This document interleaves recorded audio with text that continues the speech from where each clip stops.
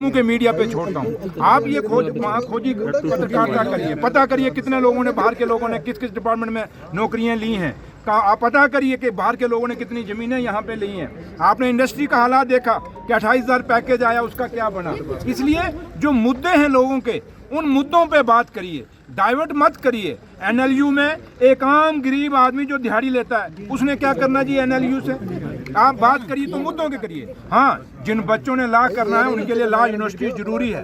इस जम्मू कश्मीर में हमेशा जब भी इंसाफ हुआ है, नेशनल कॉन्फ्रेंस ने इंसाफ किया है। चाहे आईआईएम के बारे में हो, आईआईटी के बारे में हो, चाहे सुकास्ट एग्रीकल्चर यूनिवर्सिटी चाहे आज जम्मू में है चाहे कश्मीर में है, जितने भी डिपार्टमेंट, चाहे वो डायरेक्टर एग्रीकल्चर जम्मू है चाहे कश्मीर है, चाहे हॉर्टिकल्चर जम्मू है या कश्मीर है, कितने, चाहे डायरेक्टर हेल्थ है जम्मू है कश्मीर है, ये किसने दिए? नेशनल कॉन्फ्रेंस ने हर जम्मू ये डिसेंट्रलाइजेशन ऑफ पावर की है। तो आज आप नेशनल कॉन्फ्रेंस को सवाल पूछते हैं, हमें दुख आता है। आप बताएं बीजेपी को कि आपने क्या किया जम्मू के साथ। आप जम्मू से बीजेपी जीत के आई है, बीजेपी बताए कि जम्मू के लोगों के साथ कौन सा इंसाफ किया है। जब से ये पिछला जब पीडीपी के साथ बीजेपी का अलायंस था, उस समय उन्होंने जम्मू के लिए क्या किया।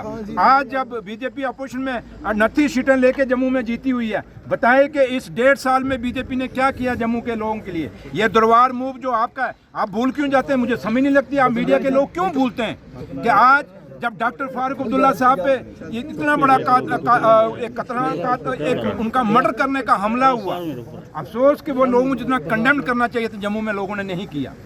होना चाहिए था कि वो नेशनल कॉन्फ्रेंस जिनका दरबार मूव जो बंद हो गया था, किसका दौर में बंद हुआ? बीजेपी के दौर में बंद हुआ था। ये दरबार मूव किसने बंद किया था? बीजेपी के टाइम में। क्या बीजेपी का काम नहीं था खोलना? लेकिन जब फारूक साहब की पार्टी की हुकूमत आई, उमर अब्दुल्ला साहब चीफ मिनिस्टर बने, उन्होंने आते साथ ही जम्मू के लोगों की मुश्किलें, बिजनेसमैन की देखी, दुकानों की हालात देखी कि दुकानें बंद हो रही हैं, लोगों की दुकानें बिक रही हैं, लोगों की इंडस्ट्री जम्मू में बंद हो रही है। उन्होंने दरबार मूव किया। आज देखें कितना बिजनेस 6 महीने में जम्मू में हुआ है। अब जब दरबार द्वारा वापस कश्मीर में जाने वाला, सुन लीजिए, अब आपने बात छेड़ी है तो सुन लीजिए पूरी बात। बिल्कुल सर, बोलिए। नहीं था हमें, छेड़ लिया तो हम छिड़ गए।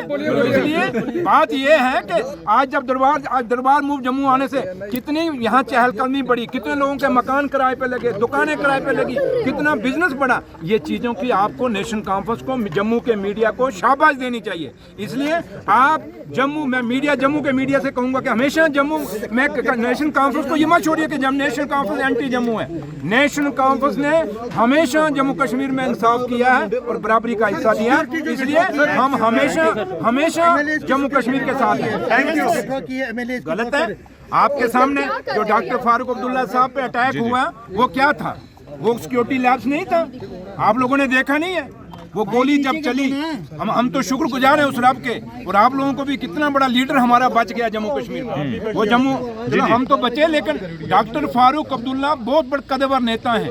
वो देश और दुनिया में जिस लीडर का नाम है, और जिन्हों का आज कोई एक ऐसा इंसान जिसके लिए अगर मंदिर में जाएंगे तो ऐसा लगेगा वहाँ हिंदुओं के हो गए हैं, अगर गुरुद्वारा में साहब में जाएंगे तो ऐसा लगेगा डॉक्टर फारूक अब्दुल्ला सरदारों के हो गए हैं। अगर वो अपने धर्म में तो जाएंगे, वहाँ तो अपने हैं ही हैं, लेकिन जिस धर्म में भी अगर वो कृष्णों में जाएंगे तो वहाँ उनको लगता है कि ये हमारे अपने हैं। डॉक्टर फारूक अब्दुल्ला पे जो अटैक हुआ है, वो अटैक इंसानियत पे अटैक था और एक बहुत बड़ा सिक्योरिटी लैब्स था। इसलिए ये बात आप पत्रकार लोगों को करना चाहिए, हमारे मुंह से मत खुलवाइए कि सिक्योरिटी पे क्या हो रहा है, कितनी सिक्योरिटी कम की जा रही है, कितनी ज़्यादा की जा रही है। ये हम नहीं, ये सवाल आप पे छोड़ते हैं, आप इंसाफ करिए।